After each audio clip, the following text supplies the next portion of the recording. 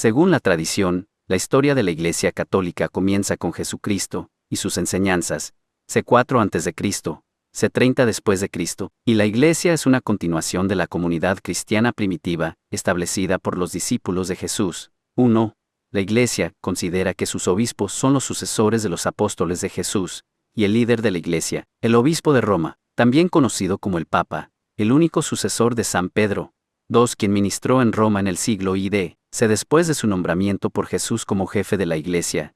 A finales del siglo II, los obispos comenzaron a congregarse en sínodos regionales para resolver cuestiones doctrinales y políticas. En el siglo III, el obispo de Roma comenzó a actuar como un tribunal de apelaciones para los problemas que otros obispos no podían resolver. El cristianismo se extendió por todo el Imperio Romano temprano. A pesar de las persecuciones debido a conflictos con la religión del Estado, el paganismo, en 313, las persecuciones se redujeron a causa de la legalización del cristianismo por parte del emperador Constantino I, en 380, bajo el emperador Teodosio, y el cristianismo se convirtió en la religión oficial del Imperio Romano por el decreto del emperador, que persistiría hasta la caída del Imperio de Occidente, y más tarde, con el Imperio Romano de Oriente, hasta la caída de Constantinopla. Durante este tiempo el período de los 7 concilios ecuménicos, se consideraron 5 patriarcados, jurisdicciones dentro de la Iglesia Católica, según Eusebio: Roma, Constantinopla, Antioquía,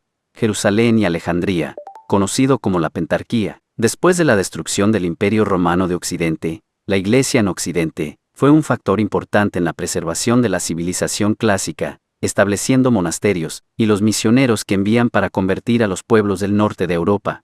En cuanto a Irlanda en el norte, en Oriente, el Imperio Bizantino conserva la ortodoxia. Mucho después de las invasiones masivas del Islam en la mitad del siglo VII, las invasiones del Islam devastaron 3 de los 5 patriarcados. La captura de Jerusalén en primer lugar, a continuación Alejandría.